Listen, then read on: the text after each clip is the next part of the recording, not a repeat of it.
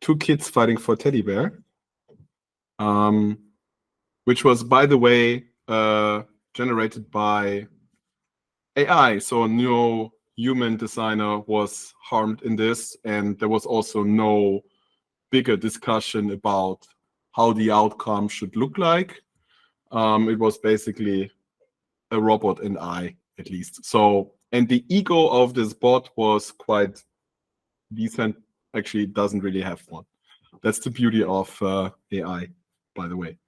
Yeah, the talk title is called I Own This, Get Over Your Ego. And the trigger of this talk was basically a post on LinkedIn who, yeah, started with this meme.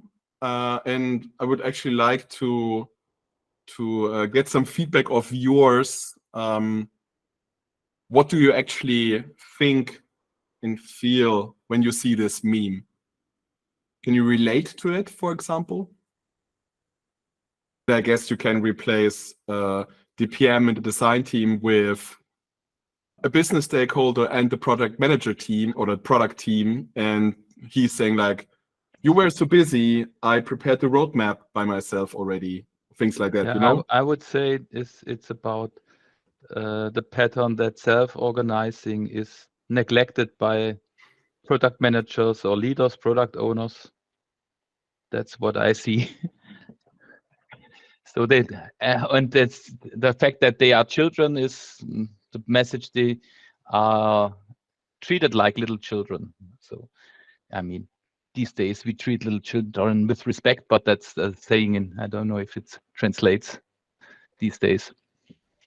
Very good point, Josh. Actually, that's something I were not thinking about, but it's pretty cool because in general, like from psychology, if you are having a conversation from a like between two adults on a parent-child level, usually is always a trigger for conflict, you know, because you put yourself up and them down, right? So like if you would talk to me like with a child and you put yourself like in a parent, like, hey, you should not do this and this, usually doesn't end well. What else do you see here? I see typical crossing the boundaries. I observe quite often that instead of spending my time on doing what's in my responsibilities, I actually cross the boundaries and teach others how to do their responsibilities. Happens quite often, happens in multiple directions. It's easier to pinpoint what you should do right rather than spending the time and getting my homework done by myself. What do you think about his facial expression and the kids' facial expressions? Well, it's obvious that the guy is more playful. For him, it's not really a responsibility or job or something. It's more like spending a few minutes here and there and playfully, not really professional approach, but more like playground. And the kids see the disaster coming because they need to take the responsibility of whatever bullshit he created. So it seems like the girl is upset with the result, and the boy still can't believe what he's seeing.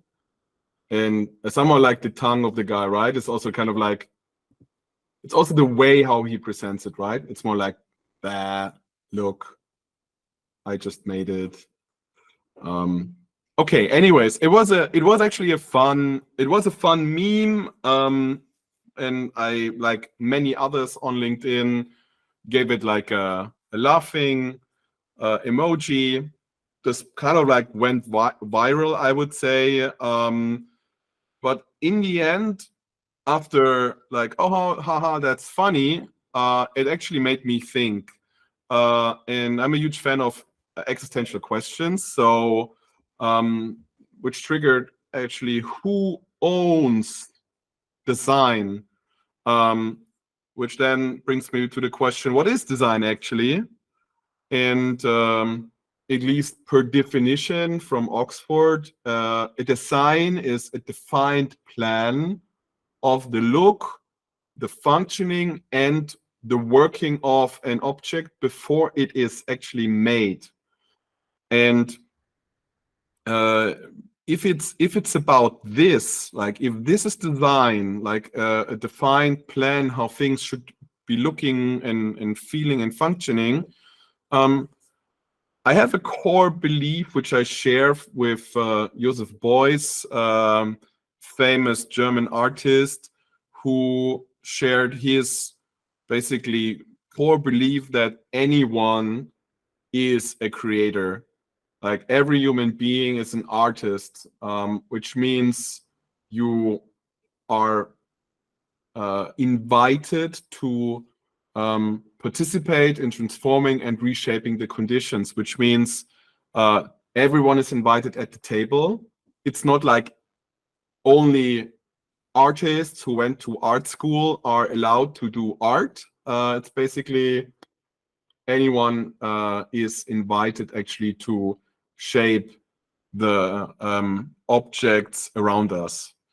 And I believe that this kind of like diversity, like if you open up your table, can trigger creativity. And there are like several studies I looked into, and one which was particularly interesting is that they found out that groups whose members have diverse knowledge categories can produce more so-called original ideas. So if you're really striving for something unique, something new, something innovative, the study suggests to actually invite product managers, data scientists, data engineers, front-end developers, designers, as well as product managers, marketing managers, you name it, right? So the more diverse, the better. Not only diversity in terms of job title, of course, also diversity in terms of gender, age, and nationality, and like all diverse like backgrounds as well. Because the problem I see here is we kind of tend to have like this fixed thinking.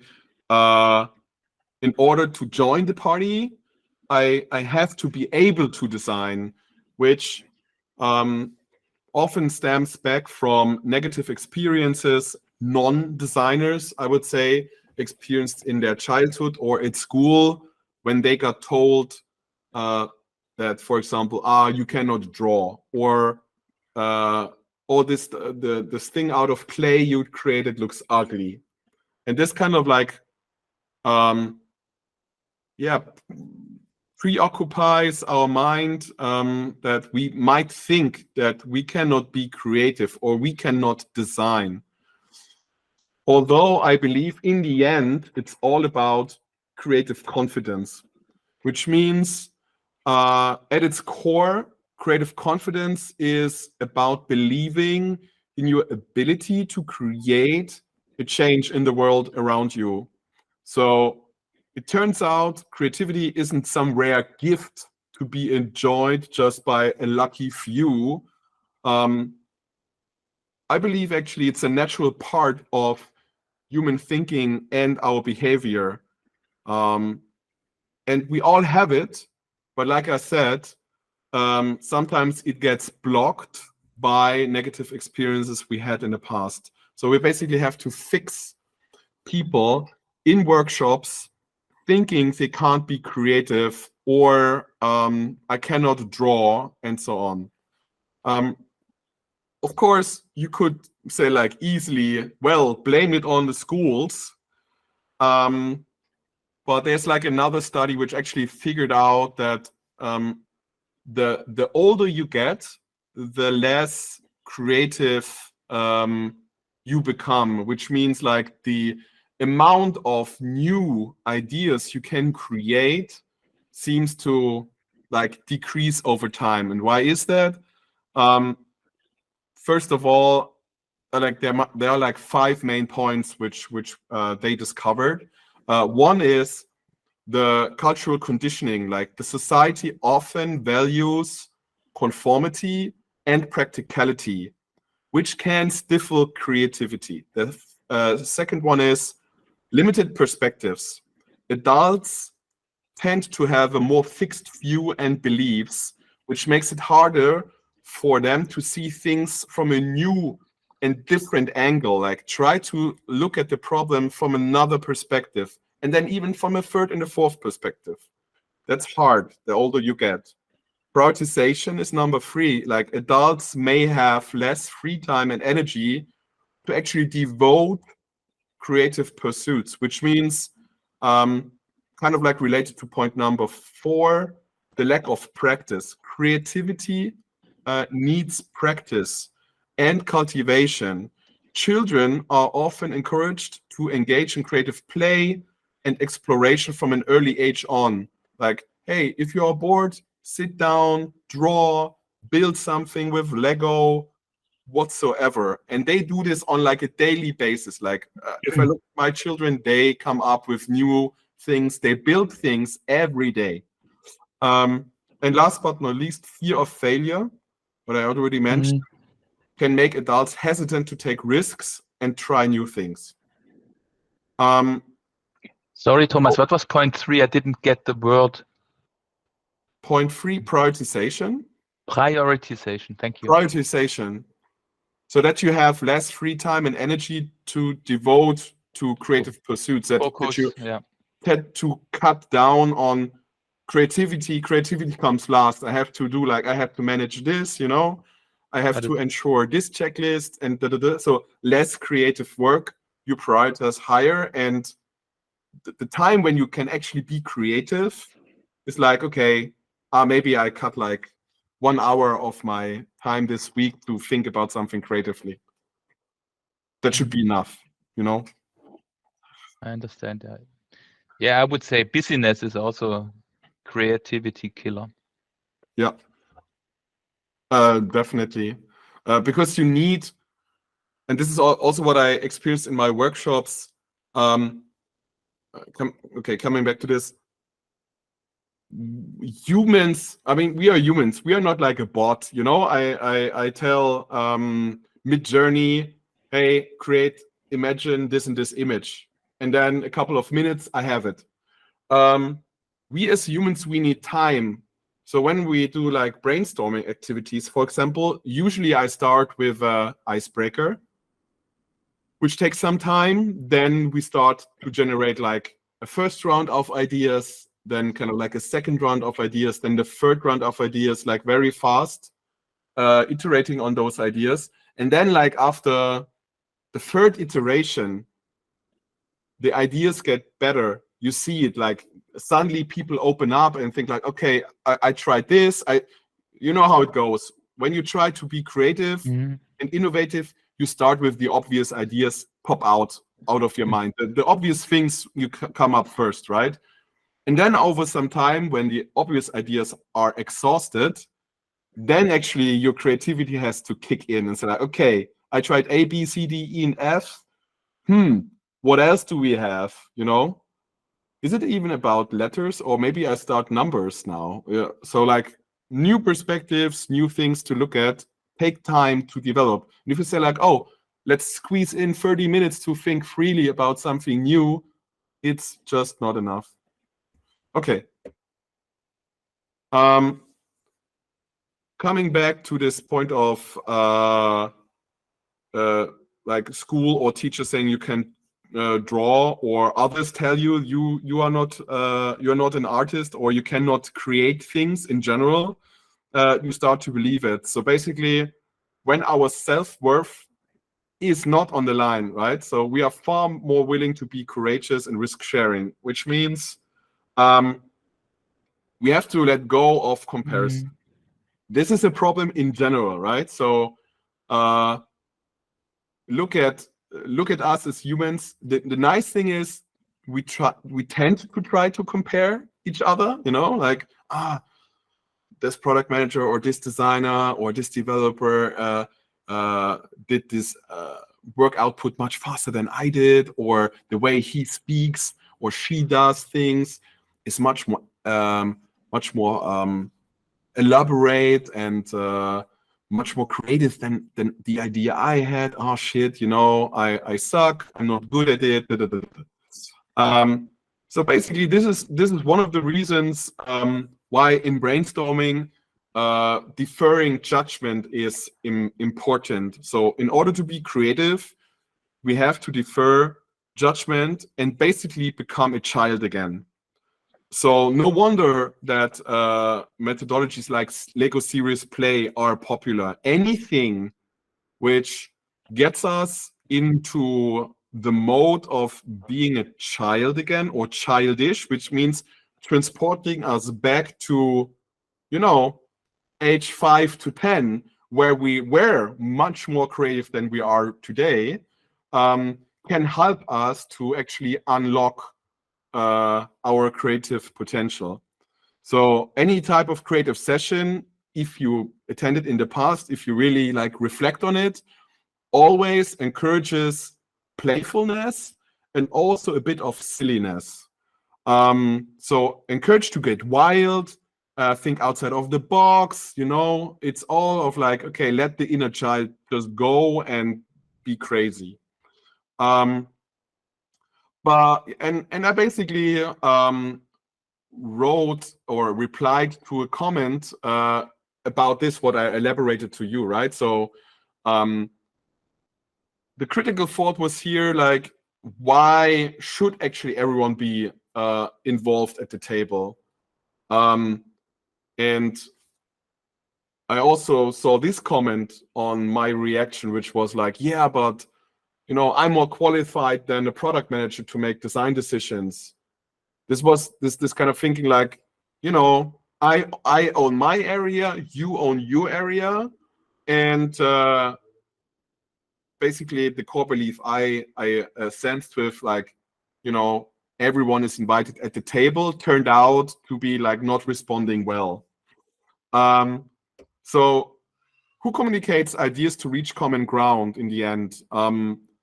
And what I believe in, that a picture shows a great way to find the common ground within a team. So visualization helps us to transport ideas or a thought way better than an abstract verbal description. So the mindset should not be, is this really how it looks and feels and works, but rather, are we talking about the same thing? And I believe more non-design stakeholders should actually do this. And from my experience, only a small number who are actually willing to go that far, or are actually willing to go that far. That's what I want to say. So in the end, it's basically about being able to communicate an idea visually. It's there's also this motto saying, never go to meeting without a prototype, which was also coined by IDEO, which I like because it mentions that anything which is more graspable or visualizes something which you couldn't grasp before is welcome.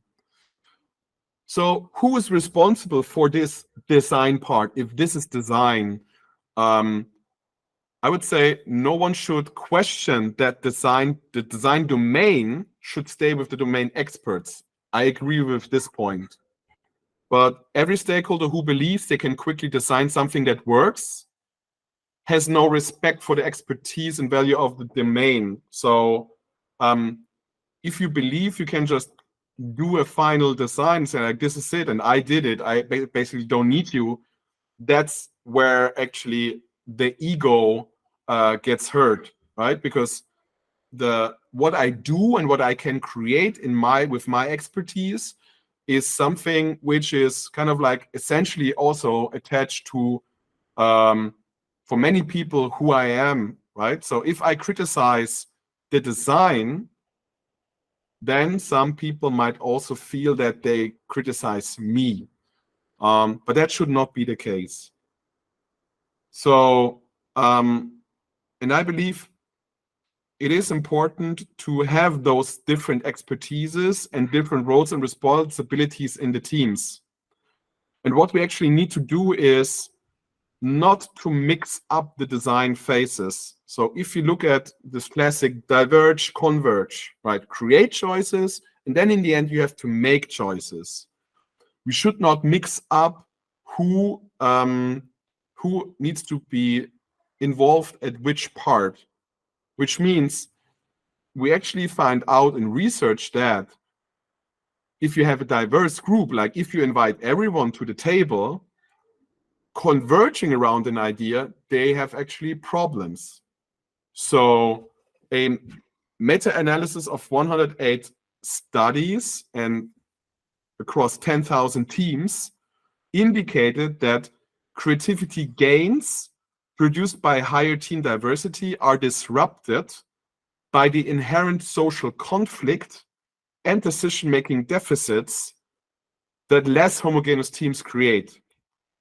Long story short, experts are key when you close in on an idea, which means in the early stage of a project, it is important to involve people outside of your domain, as many as you can get.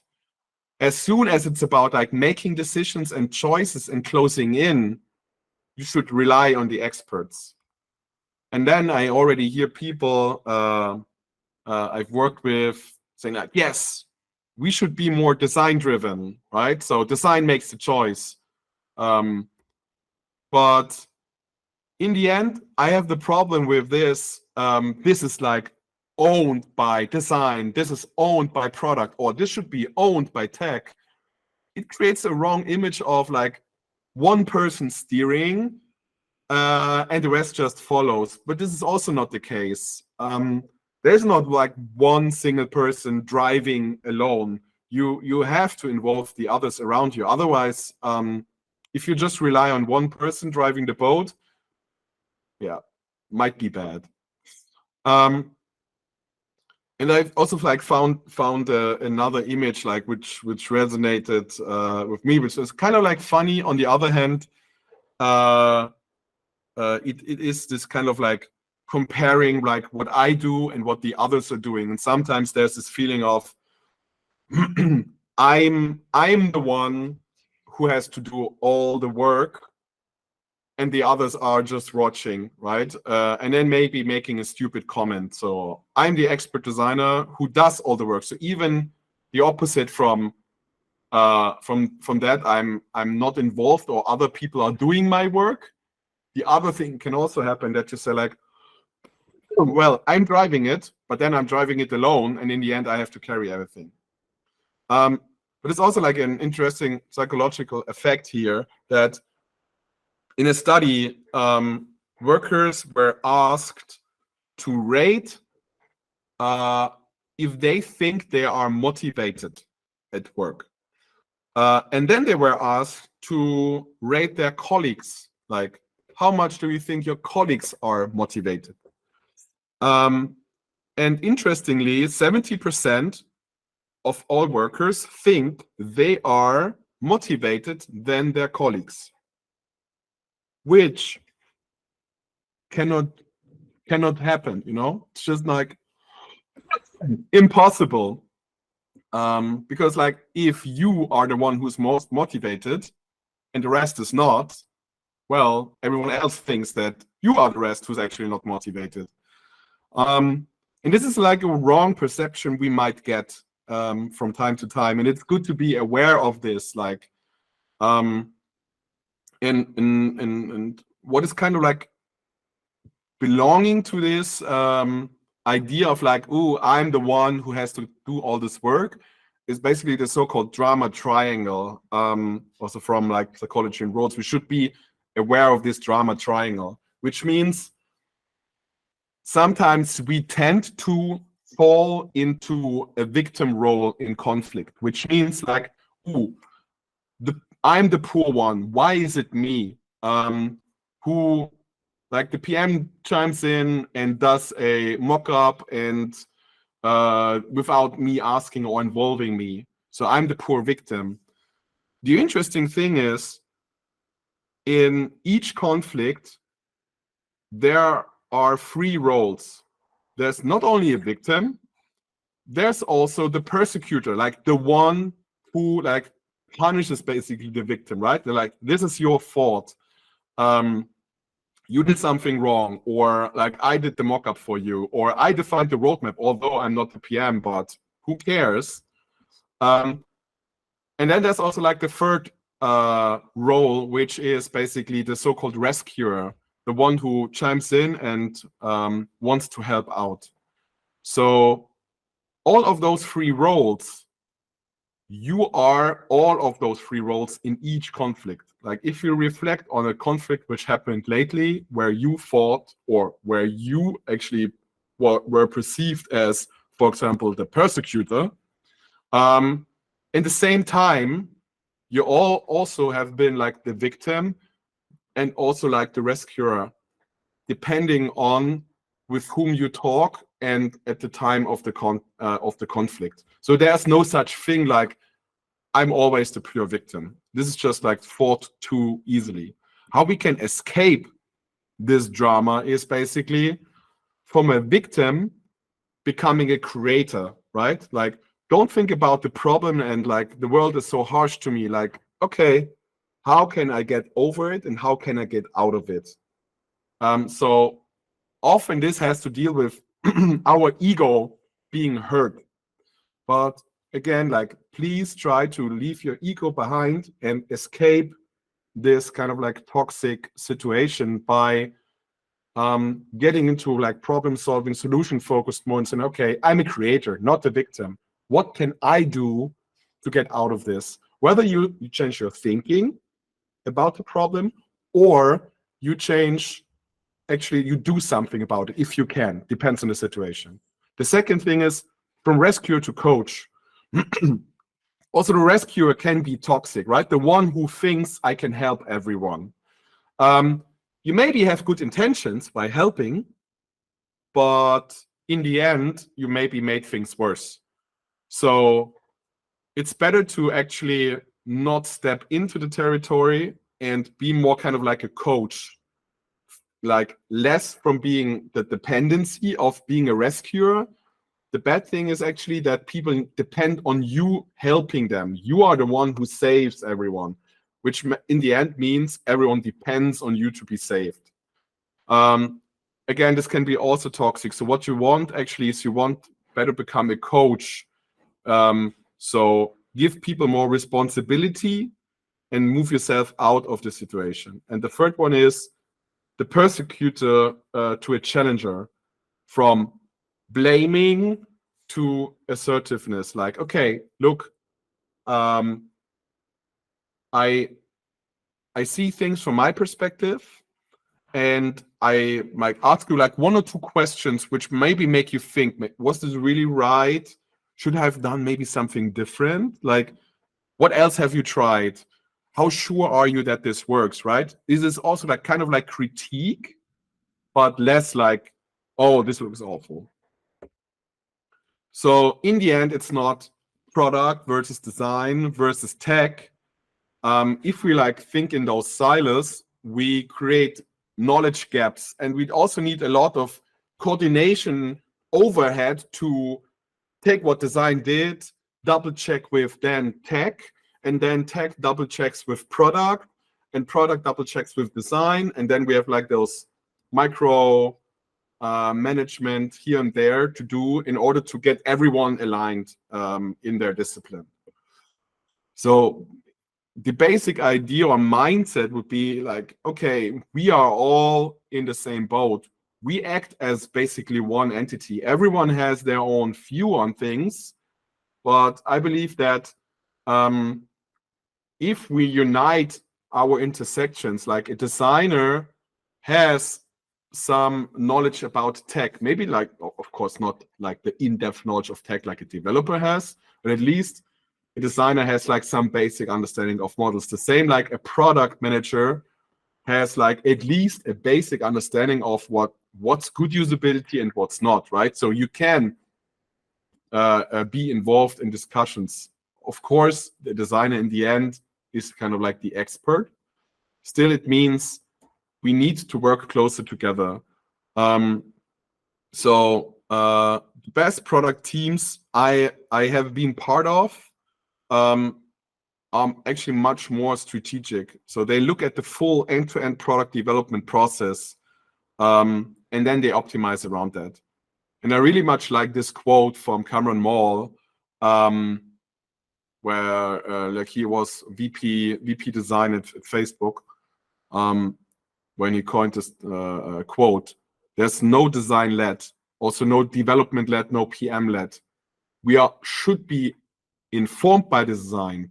Tech should inform the team, like what's feasible, what's not, like what is technically even possible, and also the product manager can inform the team, like, okay, what has like highest priority, business value, customer value, kind of like combined.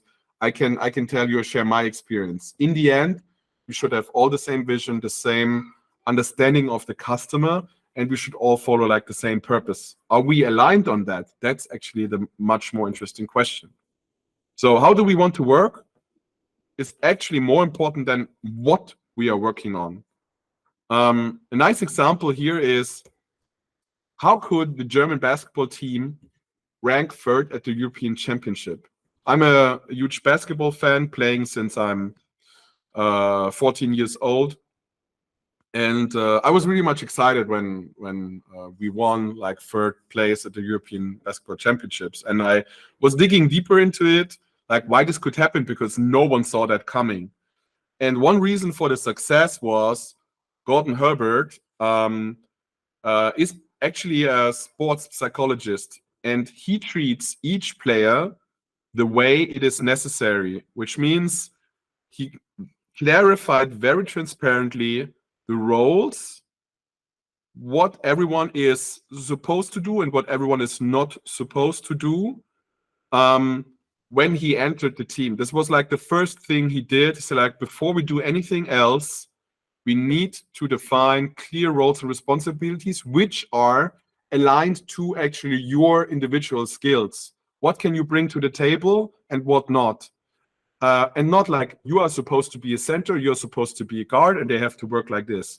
Because people sometimes work outside of, or function outside of roles. You have a designer who's also like kind of like a good PM. So like, what do I do with this potential? That's the question. So there are some tools I would like to sorry. Some tools I would like to suggest to go into like solution space. One is the roles and responsibility exercise. There's a Miro board template I created for the Miroverse you can use whenever you want, which is basically a card sorting exercise where you have around about 30 responsibilities in a product team and so-called roles: product manager, lead engineer, UX designer, scrum master, agile coach, depending on like what roles you have. So you can basically sharpen who should be responsible for what. Is this still a product manager responsibility, or is this like a shared responsibility? Is this a UX responsibility fully alone or shared with someone else? This card game can help you to clarify this. The second methodology and framework I would like to show you is the Belbin role and toolbox, which is super helpful to understand actually the strength and also kind of like weaknesses inside your team.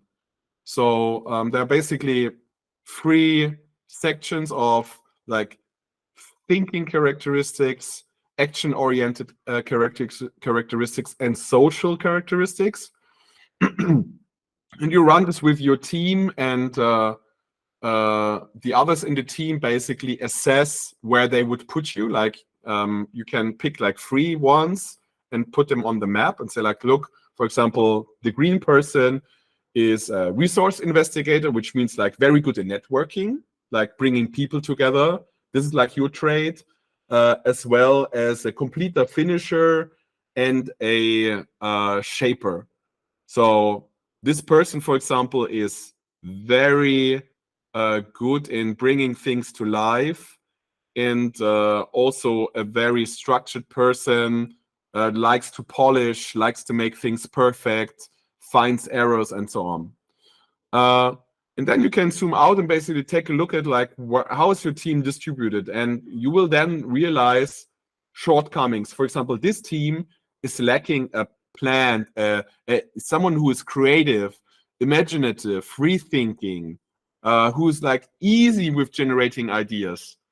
And then there's like a nice toolbox where you can basically look and see like, shoot, my team is missing this. How can I overcome this problem in my team? For example, if you don't have a shaper, you can try to balance this with like a process or methodology. Like you can visualize a goal into delta or timelines or OKRs. This is like a shape, what usually a shaper does. Or if you're missing a plant, you can run creative techniques, or you get a coach in there, or you borrow a plant, which means you get a creative consultant in who supports you to think more creative and freely. So there's a lot of things how you can actually balance shortcomings in your teams. And last but not least, team alignment map.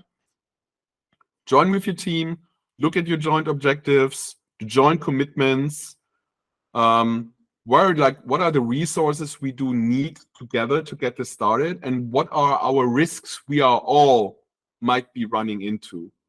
And I really like especially the two first points, right? We might all be different. We all come with a different background. Someone like has maybe like a tendency to have like a strong ego and get hurt very easily. There are other like people who are a little bit more balanced and so on, but still in the end, it doesn't matter. We all want to reach our goals. We all want to do the same thing. What is it? And by pointing out what we all actually want to achieve, like what's our goal and what are our joint commitments? Like, okay, I will overcome this in order to reach our goals, and I'm making a commitment. So that's basically it. So with some like solutions, how to overcome those like shortcomings in your teams, to basically involve everyone, make the best out of your team, clarify whose responsibility is, and yeah, identify where are the strengths and weaknesses in your team, and then work with that. Build something around it and get everyone involved, everyone at the table with a clear focus, clear goals, and joint risk, and this kind of like mindset of we are all in the same boat, and there's actually no me or you, or I'm driving this or you driving this, and I'm supposed to drive it. Why are you driving it now? This can be